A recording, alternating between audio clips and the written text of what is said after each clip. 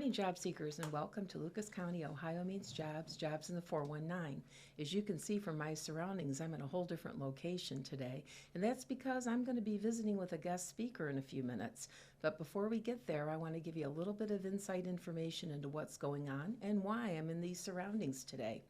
So first of all, May is many things to many people, and it does bring flowers after April showers. But what we have going on here is Mental Health Month, which is considered May. And then we also have In-Demand Job Week, the first week in May. So we're going to talk about both subjects, and I'm going to introduce you to them here in a little bit.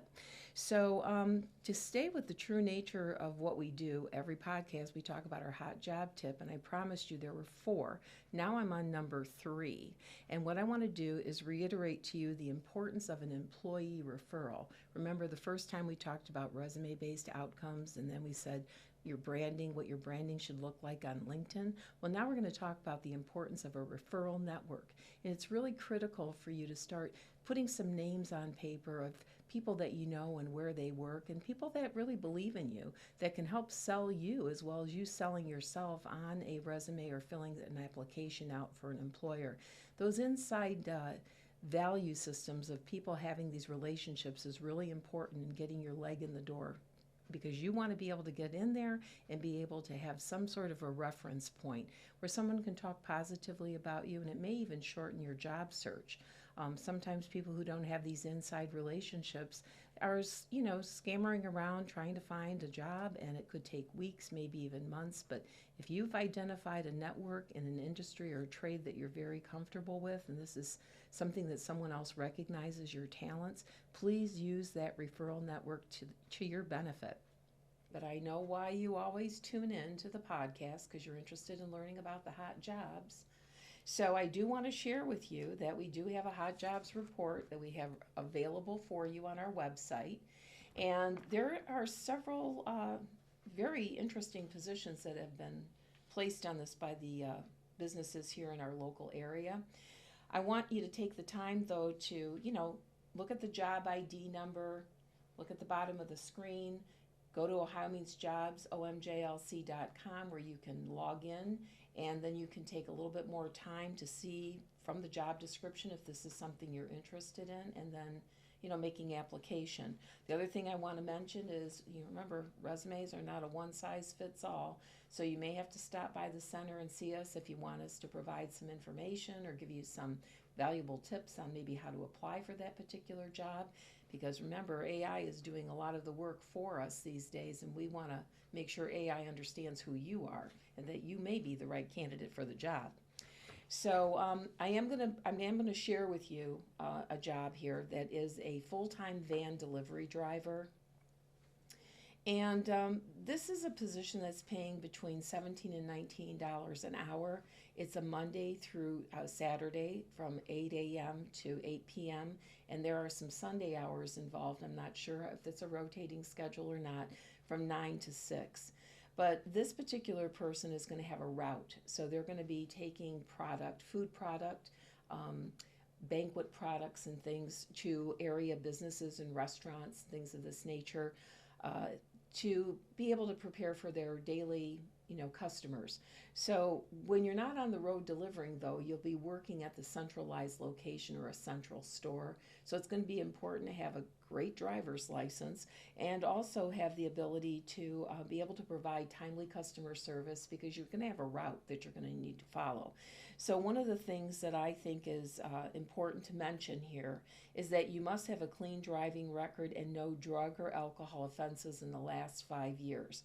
So sometimes I ask people these questions and they have amnesia.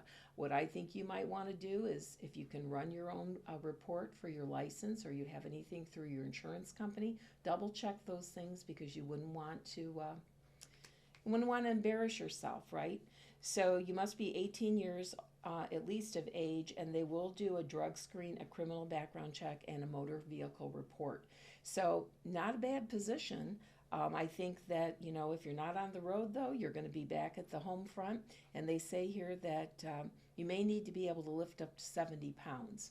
So I think it's important that you pay attention to that, and then also read the full description for this particular job. The job order is at the bottom of the screen here. And this position doesn't expire until July. So this particular person, whoever they're hiring, they're going to be looking at, do they bring everything to the table that they're looking for? The employer's looking for the right candidate. So that is called a full-time van delivery driver. And then we also have a parts warehouse specialist. This is for a construction company, and just as it implies, you are a warehousing person. So you're going to have to ensure that you're checking in things and unpacking things and keeping your workspace organized, and ensure that, wherever parts are supposed to be going, that you're able to find them, communicate that in writing, or be able to at least demonstrate that through software in a computer, because they do want you to have experience in Microsoft Word, Excel, and Outlook. And then also, they're talking about forklift operations. So if you do have a forklift training background or former licensure of some sort, they'll probably test you out when you get there to see if you're able to operate that forklift. So I think that would be good for people who have previous history doing that.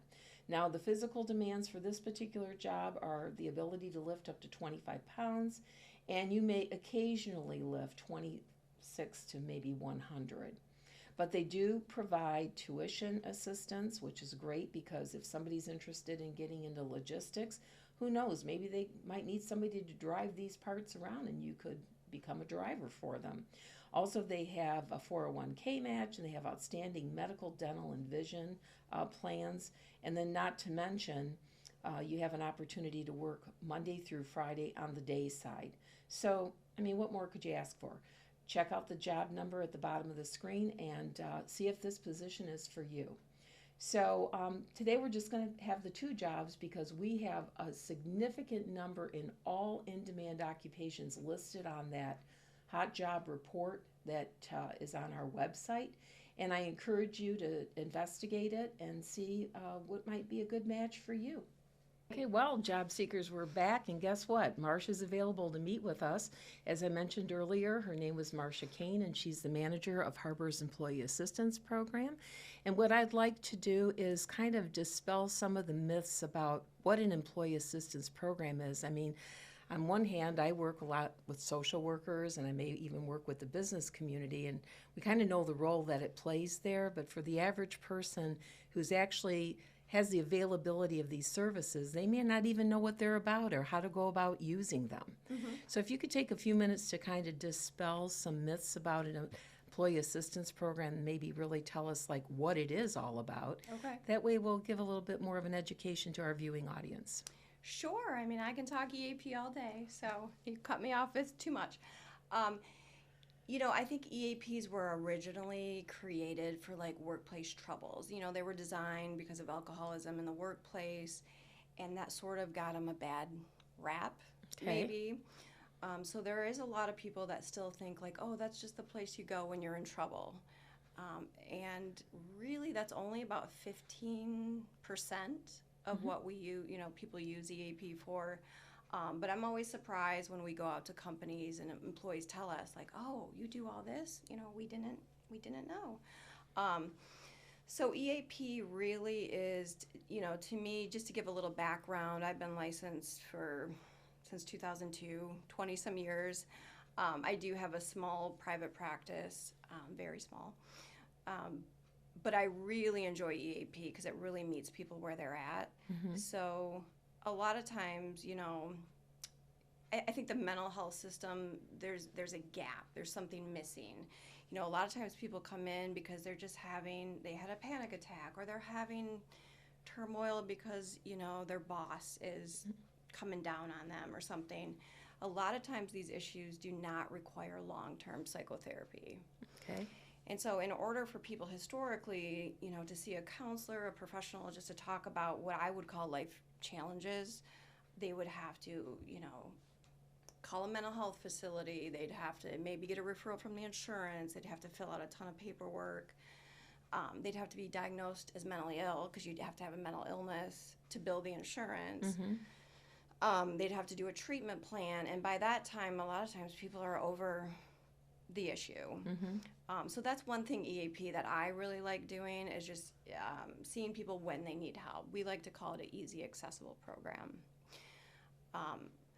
What it's not is long-term psychotherapy. You know, we are addressing more short-term, solution-focused issues for people. We're not diagnosing, so if somebody needed FMLA paperwork filled out because they need a diagnosis or something, we need them to be in treatment with a provider. Some of the things, you know, that are really nice about EAP is that even a small copay deductible right now can be a huge barrier for employees to getting help, and they don't have to worry about that. It's all paid for, it's all taken care of, so they can just come in and get services. So those are some of the things that are a little bit, you know, different from the clinical realm. I think, like I said, most people, you know, they need to work on life challenges. And some research in the mental health facility shows most people only go to 2 or 3 therapy sessions.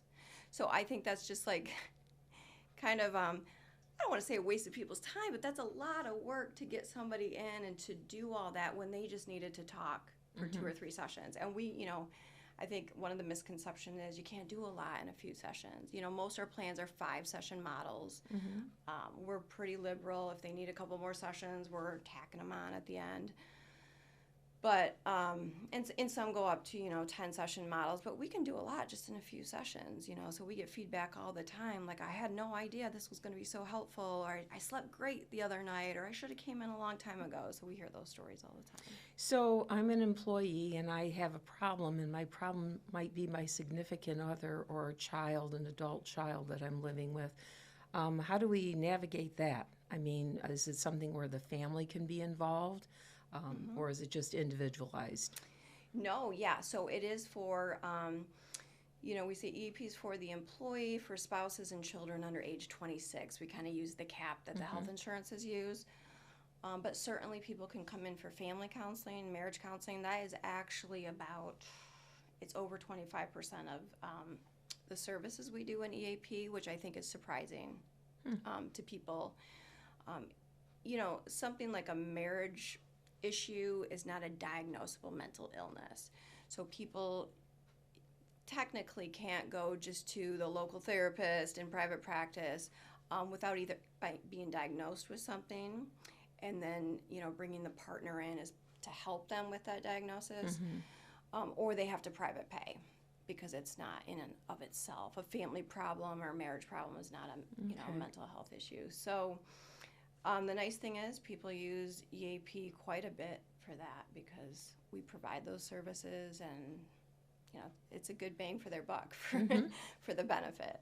So some places I've been to, you know, I've been in and out of different companies. I have seen posters for different companies that provide EAP services. With your organization, is that something that, you know, the employer posts in a locker room or a break room for the employees? They do. You know, we work with about 125 companies, so we have a lot of different types of companies. We have about 20 first responder communities. We work with a lot of municipalities, and we have a lot of factories, and we have schools, and they all communicate differently. So at some factories, yes, posting that in break rooms, places where people gather is the best thing. For other companies, frequent emails. But we really find the best thing is when we touch base with the employees ourselves. So they'll call us out to do like orientations, you know, and that always tends to boost utilization. You know, once people hear from us, like, this is confidential, you know, your employer doesn't know you used it. I think that's a big misconception in EAP, is people think their employer's going to find out, but we're under the same HIPAA, you know, laws. Yeah, that way it builds some trust. Yeah. So let's say, for example, you mentioned 125 different contracts that you might have. So if I'm an employee and I'm having some sort of uncomfortable feeling with, maybe I'm feeling I'm being bullied or something in the workplace, what would you suggest, knowing that it's maybe not your organization that you have a contract with, let's say XYZ company, what would you say to that person? And where should they go to try to have that next conversation? Because maybe they don't see the poster, you know, maybe they don't have a copy of their employee benefit handbook or something. What kind of direction would you suggest? Because not everybody might put the poster up. Yeah. So we work very closely with HRs, to make sure stuff does get communicated. I think there's been this big push, like, it's nice to see employers really want to do something about mental health and people with substance use issues. They don't want to just fire them or turn them away. They really are genuine and wanting to help them, but they don't always know how. They don't have, it's too complicated, the system. And so HRs just want, we get feedback from HRs like, I called you up, my employee had an issue and they were in your office within an hour. That's the kind of service we're looking for, because they don't have time to help them find, even if they wanted to use their insurance benefit, that would require them finding out who's on panel, who has openings. There's a lot of legwork with that. So oftentimes, what happens is HR gets involved, or a manager, and they just either call us, have the employee call us. Okay. So perhaps the supervisor to ask directly if I'm having that issue. Yeah. And then maybe going to HR for guidance. I usually think that some of the jobs we've been looking at are hot jobs that we get in through our labor exchange. They do highlight some of the benefit options that are available for employees, which is really kind of nice. That way, when somebody's looking for work, they can see where the emphasis or the focus is on the employer for the people that they hire. What their attitude is towards providing certain benefits and so forth. So if you had to look at like cases of anxiety and depression and, what would you say are some of the numbers, like 1 out of every 5, 1 out of every 3? Yeah, that's kind of what the standard research, and I don't know that anybody's ever going to have the exact, right? But, because that's really tackling who accesses services. But 1 in 5. Okay. And it's the same with substance use disorders. It's about 20%. In any given year, somebody's going to have an issue with a mental health issue or a substance use issue. So with those numbers, it really affects us all. Everybody's going to have at least a family member themselves, somehow be affected. And the numbers are probably a lot higher because that's probably tracking people who access care. But I would say 100% of people are going to have a life challenge throughout the year that they could use some extra support in dealing with. So we have, on this podcast, some of our viewers are employers and some are job seekers, but I know this is an old adage, but throwing away the baby with the bathwater. Okay, so I come from that generation of that old adage. Well, the point is we have a labor shortage. So why not try to, hang on to that employee that you have, that you've trained, that you've spent time and effort on, because turnover is very costly. And, research some of these options that are available through different organizations such as Harbor that might be there to help, preserve the employees that you have. So that's just something I've gained from, talking with you today, that we should nurture and work with the people that we have, because we may not be able to find somebody to replace them. Yeah, and I think for the most part, companies really want to do that. They really want to invest. Sometimes when it goes the other way, like, well, maybe you're enabling them at some point down the road, but for the most part, they want to use all their resources to make the employees the best that, they can be. So, and employees tend to be very appreciative of EAP. We get that a lot on our surveys.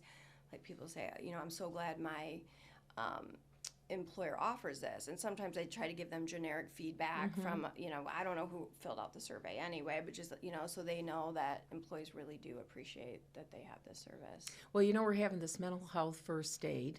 We have employers scheduled on May the 6th, and we have our community support workers coming in on the 9th. Okay.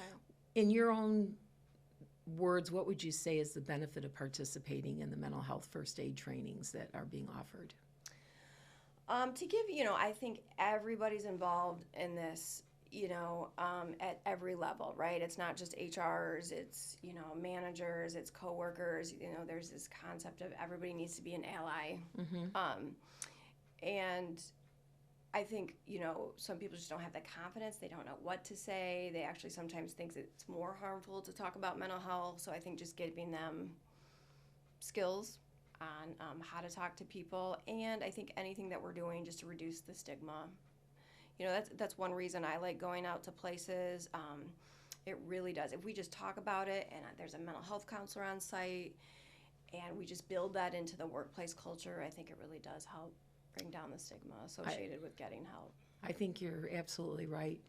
I do appreciate you giving us this information today for our viewers to see and to understand that we're here to erase the stigma, and we're here to save and help people as much as we can, and to preserve the opportunity for them to be as successful as they can be, whether it be in their personal life or in their vocational life, right? So thank you, Marcia. Absolutely. And if anyone needs to get a hold of us through Harbor, we also go by Lighthouse EAP. I can give out our phone number too if you'd like. Okay, but it's, yeah, why don't you do that? 475-5338. Okay, well, thank you. All right. It's a thank pleasure. You. Yes, thank you for having me. So I hope you learned a little bit more today about employee assistance programs and the value that they have.